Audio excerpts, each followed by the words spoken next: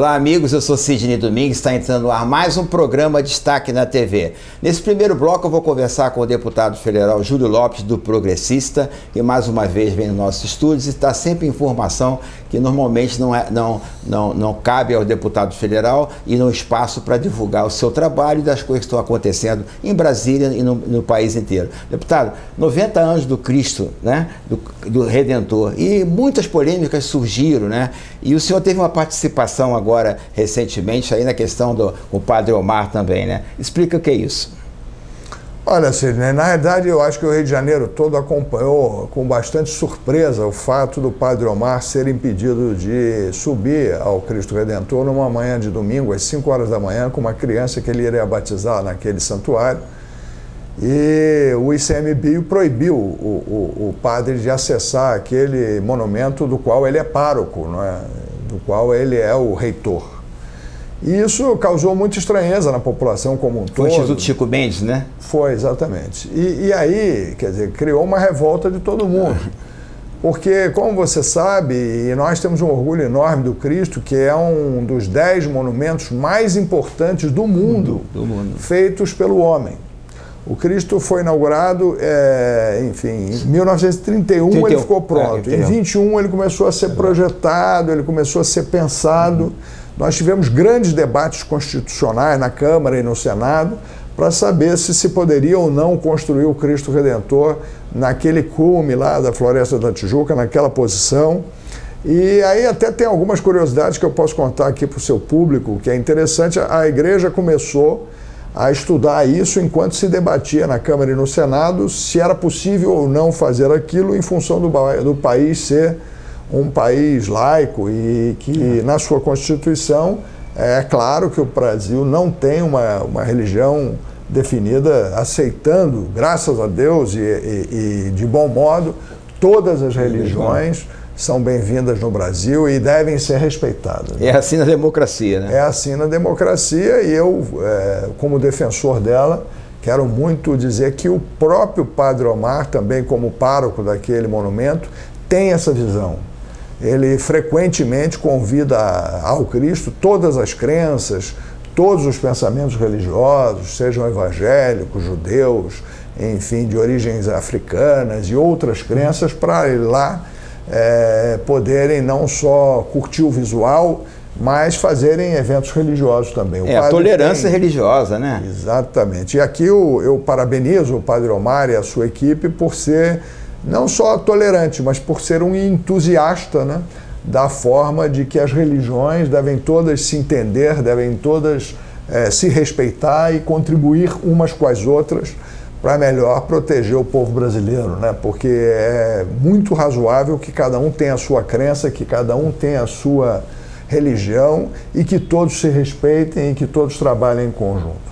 Então, dito isso, quer dizer, o Cristo, ele é um bem do Rio de Janeiro. O Cristo é um grande ativo do Rio, né? Não só do turismo, mas da sua própria geografia, da bênção que é ter um monumento lindo como aquele, projetando a sua imagem sobre o Rio de Janeiro. Então, a igreja começou a pensar no seu projeto ainda no início de 1919, enfim, e em 2021 começou-se, então, efetivamente a se debater aquele processo e se discutiu muito até se deliberar no sentido que se poderia fazer sim aquele monumento em função de que naquela época e ainda hoje a população brasileira é majoritariamente católica e que aquele monumento não seria uma coisa, enfim, contra a Constituição brasileira ou contra a forma como a democracia se colocava naquela época.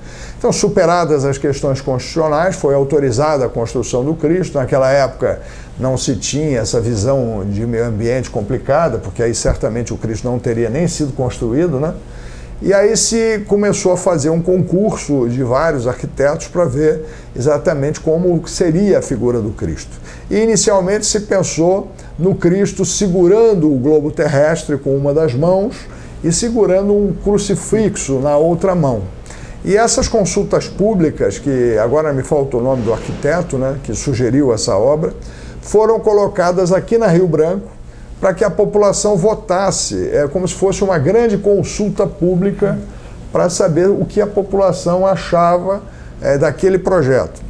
Aí se verificou que a população começou a apelidar o Cristo de o Cristo da bola, porque todo mundo com a questão do futebol, né, o Brasil sempre muito ligado ao futebol, e já naquela época, em 1920, era assim, e então começou-se a se chamar o Cristo da bola, e a igreja então pediu ao arquiteto que repensasse naquela figura, e ele um dia então, olhando torres elétricas que estavam sendo afixadas lá, e de telefone, ele teve a grande ideia de fazer do Cristo um grande crucifixo, né?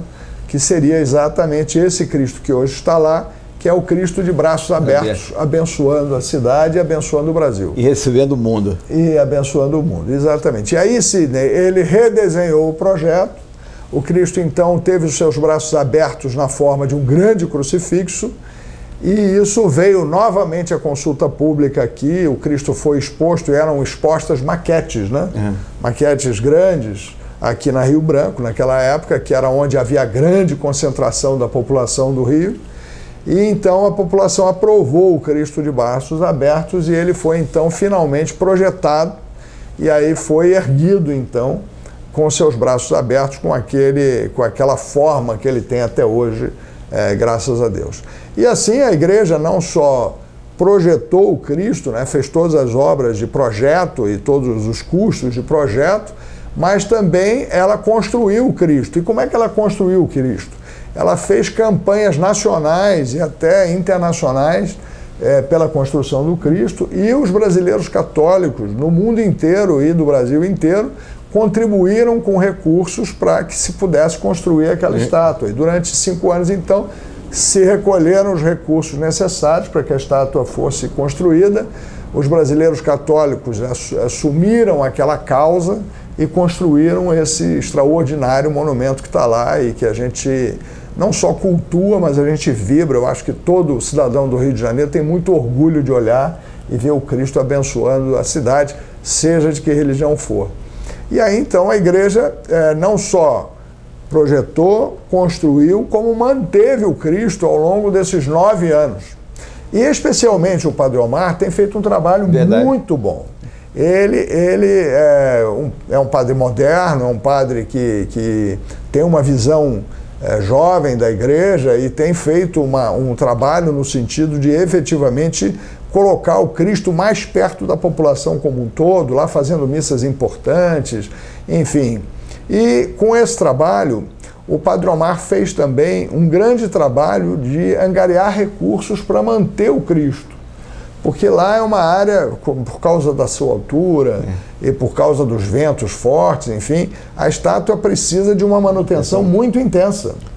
E lá específica, né? Específica. Claro, e a questão dos raios, não, Sidney. Então ali tem um desgaste muito grande por causa do vento, por causa de todas as intempéries lá. E o padre, no ano passado, no ano da pandemia, ainda assim conseguiu que as empresas contribuíssem com 9 milhões de reais para a manutenção do Cristo. E isso foi tudo auditado, foi tudo verificado por uma grande empresa de auditoria internacional, que é a KPMG. E o padre tem lá todos os dados das despesas que gera manter o Cristo. E o que é interessante e que a gente não aceita, que a gente não entende como é que isso aconteceu, é que o ICMBio foi cercando o Cristo, né, de certa forma, para administrar o parque, e que precisa ser administrado pelo ICMBio, que é o Parque Nacional da Floresta da Tijuca, que nós todos queremos muito que seja muito bem administrado, porque eu acho que aqui os seus telespectadores sabem que o Parque da Floresta da Tijuca, ele é um parque que não é natural, porque na realidade ele era um grande cafezal, e o Dom Pedro II, com a sua visão de estadista, com a sua visão de mundo, fez um grande trabalho de reflorestamento de toda aquela região, e a Floresta da Tijuca hoje é essa exuberância, essa maravilha, essa coisa extraordinária que é, muito em função do trabalho de sustentabilidade, de investimento que o Dom Pedro II fez lá naquela época do Segundo Império Brasileiro. Um visionário, então, né? Um visionário. Extraordinário, visionário e um grande ambientalista, né? Para poder exatamente recuperar das áreas de café essa extraordinária floresta. Então é muito importante que o ICMBio fique ali e que administre a floresta para a proteção de todos nós do Rio de Janeiro, que queremos uma floresta exuberante. Mas daí o ICMBio proibir o padre de acessar a igreja ou de acessar, porque lá há um santuário, né? Embaixo do Cristo há uma pequena capela, que é um santuário, é um santuário importantíssimo. Daí ao absurdo de proibir o padre pároco da igreja de acessar o santuário e acessar aquela pequena capela que tem lá, é um absurdo completo. Assim como é absurdo a questão de que o ICMBio acabou então se apropriando também de todos os recursos de visitação do Cristo.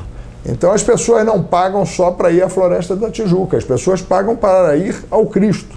E é importante que nós consigamos restabelecer o dinheiro que a igreja perdeu para poder exatamente fazer com que ela consiga continuar mantendo o Cristo. É verdade. Então, nós estamos trabalhando muito isso com o ministro do Meio Ambiente, que teve a nosso pedido e com a nossa intervenção uma ação bastante rápida. O ministro, e aqui agradeço publicamente ao ministro do Meio Ambiente, que de fato mandou entregar a chave do acesso ao padre Omar, assim que nós interviemos, assim que nós levamos ao seu conhecimento esse problema, e não só entregou a chave, como também se prontificou a estar desenhando agora um acesso permanente ao Cristo, não só para a igreja, mas para todos os membros da igreja que queiram acessar os Cristos. E estudando como nós vamos recompor a questão do financiamento também, porque isso também é importante. Então, o ministro agora está vendo como é que a gente pode construir uma forma da igreja estar acessando uma parte importante, majoritária, nessa cobrança que o ICMBio tem feito daqueles que vão lá visitar o monumento. Agora, então, deputado, normalmente quando o deputado federal, o deputado estadual, o parlamentar, não só é um legislador, mas, na verdade, esses assuntos que nós comentamos aqui no programa com a sua participação, exatamente específico aí no Cristo Redentor, isso também demonstra um conhecimento, né, dessa história toda do Cristo Redentor, da questão do Pedro. Eu, por exemplo, não sabia disso, né, nem da origem dos 90 anos e dessa questão acompanhei só pela imprensa, né. O trabalho do parlamentar é isso também, não é? É pesquisar, é fiscalizar e atuar em tudo que acontece no seu estado, né? Porque não é só em Brasília, né? Tem que ver quando é deputado estadual. Não, esse é um papel do parlamentar também. Eu acho que, quer dizer, aquilo que afeta aos nossos eleitores, aquilo que afeta a nossa região, aquilo que afeta ao Estado e ao Brasil, é papel do legislador tentar contribuir com uma solução. E nesse caso específico... Representante do povo. O Rio de Janeiro certamente fica afetado quando tem ameaçado a gestão do Cristo Redentor, a sua conservação, a sua permanência lá. Então, nós nos mobilizamos e, graças a Deus, tivemos assim muito bom senso do governo federal também, restituindo a chave lá para o Padre Omar e a sua equipe, mas porque faz parte do nosso trabalho tentar intervir e tentar colaborar nessas questões que são importantes para o povo, e eu tenho certeza que não há quem, tenha a religião que tiver, tenha a opção religiosa que tiver, que não atribua importância a essa exuberância que é o Cristo Redentor e a sua majestosa presença e abençoada presença aqui no nosso Rio de Janeiro e no Brasil. Então, eu fico satisfeito de ter podido ajudar. Quero agora dizer que nós vamos construir um acesso permanente para a igreja lá e vamos também retomar os recursos necessários para que a igreja possa manter o Cristo cada vez mais bonito, cada vez mais imponente e cada vez mais protegido. Agora, no dia 12, então, 90 anos do Cristo Redentor, se Deus quiser, com a presença de toda a sociedade brasileira, para que a gente possa fazer os próximos 90 anos e os próximos ainda mais extraordinários. Deputado, a recuperação do Rio de Janeiro, da pandemia, depois da pandemia, a questão da vacinação, o turismo está retornando, né? Por exemplo, eu moro em Copacabana, estava vendo lá o acesso ao fórum, filas de turistas ainda brasileiros, né? Isso agora demonstra para se preparar agora que vem Réveillon e depois vem Carnaval anunciado pelo prefeito. Quer dizer, o setor hoteleiro, o receptivo, isso é uma fonte de receita para o Estado que precisa ser retomado, né? Olha, Sidney, eu sou fã do prefeito Eduardo Paes, acho que ele faz um extraordinário trabalho. Eu acho que o prefeito tem, de fato, uma preocupação de retomar as festas, não pelo sentido de festa, mas pelo sentido de empreendimento, de negócio, de emprego que elas representam. As festas para o Rio de Janeiro representam milhares de empregos nos restaurantes, nos hotéis, nas agências de viagem, nas companhias aéreas, enfim. Na cultura, né? Na cultura de uma maneira geral. Então, quero aqui parabenizar o prefeito por estar fazendo uma grande campanha de vacinação e por estar sinalizando o retorno seguro, né, das festas, tanto de Réveillon quanto de Carnaval, que são importantes instrumentos de emprego, desenvolvimento e economia para o Rio de Janeiro. Eu acho que o prefeito tem feito um esforço grande nessa direção e eu quero crer que nós vamos ter sim um Réveillon deslumbrante e também um Carnaval extraordinário. Eu sei, e aí quero contar aqui para os seus telespectadores, que o prefeito tem trabalhado muito para decorar o Rio de Janeiro também para o Natal e para o Réveillon. E isso, assim, parece uma coisa pequena, parece uma bobagem, mas não é, porque o Rio de Janeiro precisa de ser decorado, o Rio de Janeiro precisa de viver essa experiência de acolher o povo e acolher os seus visitantes com surpresas, com paisagens agradáveis, com visual bonito. Isso, com visual. Eu vi Gramado lá com o Natal Luz, todo ano aqui traz lota geral, né? Exatamente. Você vê que Gramado tem tido esse crescimento extraordinário e aqui a gente parabeniza lá por eles terem essa visão, feito todo esse trabalho e terem tido essa visão. Mas o Rio de Janeiro precisa também. Está decorado para o Natal, está decorado para o Réveillon, está decorado para as grandes festas, para os grandes momentos da sociedade brasileira, para o Dia dos Namorados, por exemplo. E eu quero aqui, então, deixar esse recado, dizendo que realmente o prefeito tem feito esse trabalho. Eu acredito que ele vai decorar o Rio de Janeiro e que ele vai realizar essas festas com muita exuberância. Tendo essa festa do Cristo no calendário, a gente vai ter aí um Rio de Janeiro com mais emprego, com mais prosperidade para todo mundo. Inclusive na área cultural, agora que a rede de teatros do município sejam restabelecidos e reabertos, porque ainda continuam fechados. E eu, como produtor cultural, tenho pedido ao prefeito, inclusive, mandei solicitação para fazer uma entrevista com ele, né? O que está faltando para essa licitação de operação, ficaram bem abandonados, né? Mas isso gera empregos, depois dessa pandemia aqui, são técnicos, artistas, e o povo que tem os espetáculos de volta nos teatros de boa qualidade. É isso mesmo, eu acho que o Rio de Janeiro é uma grande metrópole, precisa de ter a sua atividade cultural recuperada. A gente sabe da dificuldade, né? Porque mesmo os cinemas e os teatros em Nova York ainda estão tendo dificuldades para retomar, mas eu tenho certeza que você deve continuar nessa luta, porque a gente precisa muito, não só que os nossos teatros, mas que toda a nossa vida cultural, exposições, teatros, enfim, sejam reabertos com grande impulso.